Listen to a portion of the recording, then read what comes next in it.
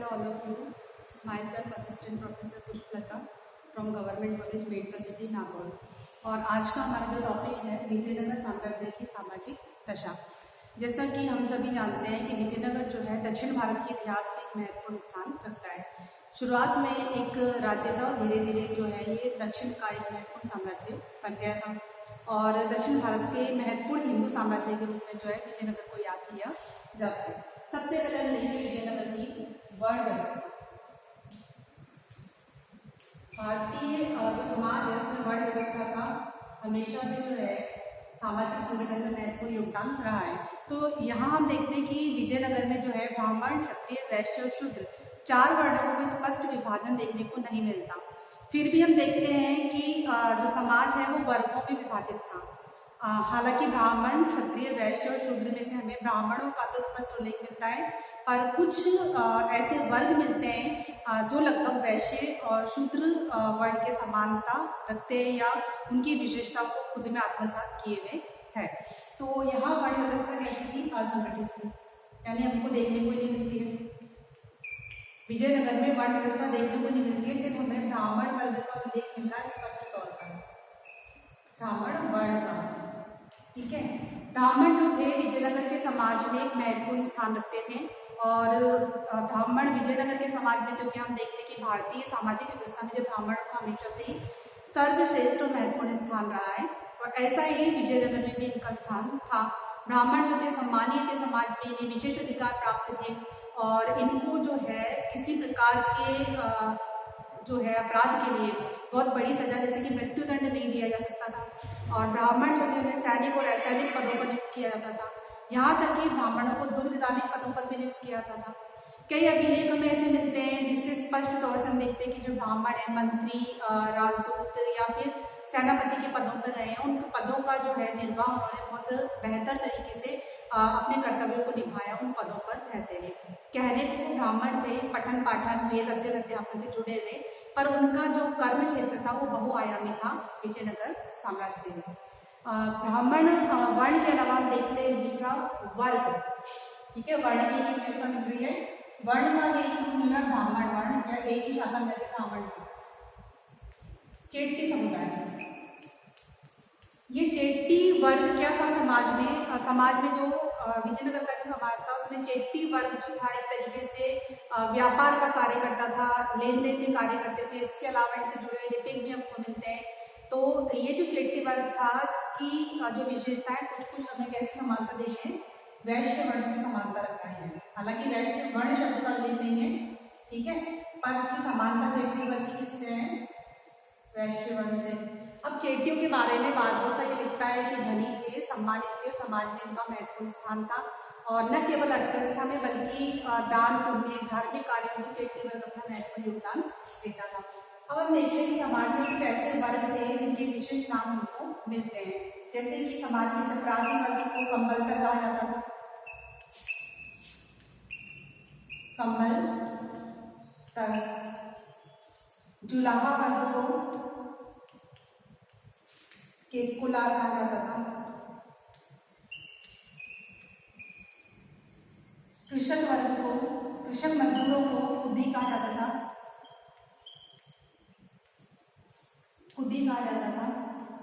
ठीक है, और जो कलाबाज थे यानी कि जो खेल तमाशा करने का काम करते थे उन्हें डोंबर कहा जाता था। तो ये विशिष्ट वर्ग जो हमें विजयनगर के साम्राज्य में समाज में देखने को मिलते हैं। हम देखते हैं कि जो कंबलतर, चपरासी वर्ग, केतकुला, जुलाहा वर्ग, खुदी, कृषक मजदूर और कलाबाज जो है जिन्हें हम डोंबर कहते थे, ये किसी से समानता है? ये शूद्र वर्ण के समान है। शूद्र वर्ण शब्द का उल्लेख नहीं है, पर ये जो वर्ग के अलग अलग सामाजिक वर्ग उनकी समानता शूद्र वर्ण के समान थी। कुछ लोग जो है उत्तर भारत से आकर दक्षिण भारत में बस गए थे, विजयनगर में भी बसे थे, तो वो जो क्या कहलाते थे? वो बड़वा कहलाते थे। ठीक है, तो इस तरीके से हम देखते हैं कि विजयनगर में सामाजिक व्यवस्था जो थी वर्ण व्यवस्था पर आधारित नहीं थी, असंगठित थी वर्ण व्यवस्था, क्योंकि हमें सिर्फ एक ही वर्ण स्पष्ट तौर पर दिखाई दे रहा ब्राह्मण वर्ण। पर समाज में विभिन्न वर्ग थे, विभिन्न सामाजिक वर्ग जो है समाज को व्यवस्थित और संगठित रखते ही थे। ये तो बात हुई वर्ण व्यवस्था की।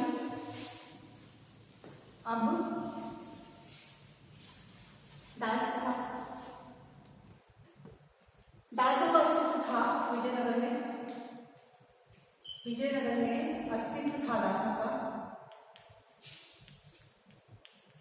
ठीक है, क्योंकि जो लोग ऋण नहीं चुका पाते थे उनको जो है ऋणदाताओं द्वारा दास बना दिया जाता था और दासों का जो क्रय विक्रय कहलाता था वेशवाद कहलाता था। दासों का क्रय विक्रय वेश बाग कहलाता था। और निकोले मोंटी लिखता है कि विजयनगर में दास बहुत बड़ी संख्या में थे। ये निकोले मोंटी जो कि विदेशी यात्री था उसका कथन है कि विजयनगर में दासों की संख्या अधिक संख्या में दास थे। ठीक है, तो निष्कर्ष हम कह सकते हैं कि विजयनगर में दासों का अस्तित्व था। दासों की स्थिति जो थी संतोषप्रद थी। दास बहुत ज़्यादा संख्या में थे और उनका क्रय विक्रय होता था। बाकायदा जो है उनका क्रय विक्रय किया जाता था, पैसे ले और देकर उसे वेशवाद कहा जाता था। अब हम देखेंगे कि विजयनगर में स्त्रियों की दशा क्या थी। किसी भी समाज का अध्ययन कर रहे हैं, किसी भी सामाजिक व्यवस्था का अध्ययन कर रहे हैं तो स्त्रियों की दशा जो है वो देखी जाती है। स्त्रियों की दशा विजयनगर में सम्माननीय, अधिकार संपन्न,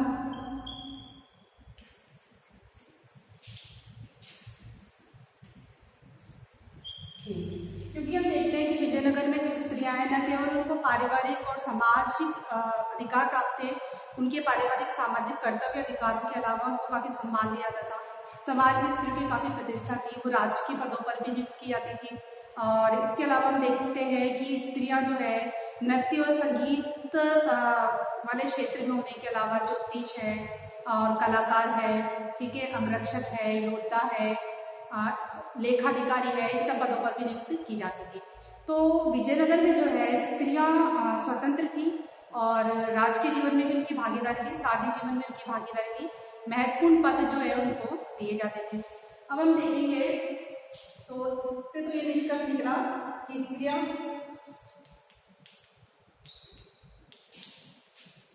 परिवार, समाज, शासन में भागीदारी करती थी।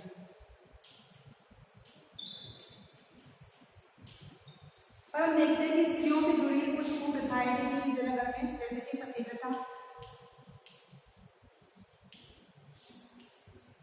और देवदासी प्रथा,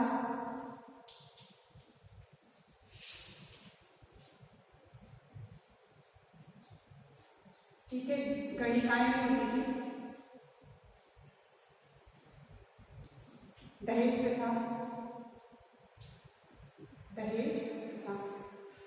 विजयनगर के समाज में देखते हैं कि विवाह आदि में जो है स्त्रियों की तरफ से या स्त्री पक्ष की तरफ से जो है वर पक्ष को दहेज दिया जाता था।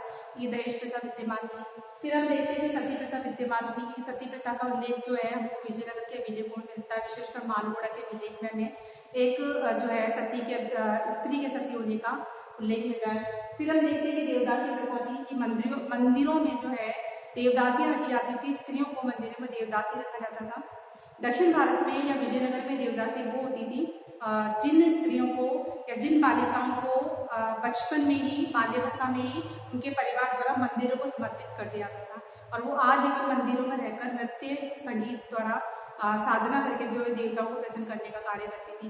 तो देवदासी प्रथा जो थी यहाँ पर विजयनगर में मौजूद थी। देवदासियों को समाज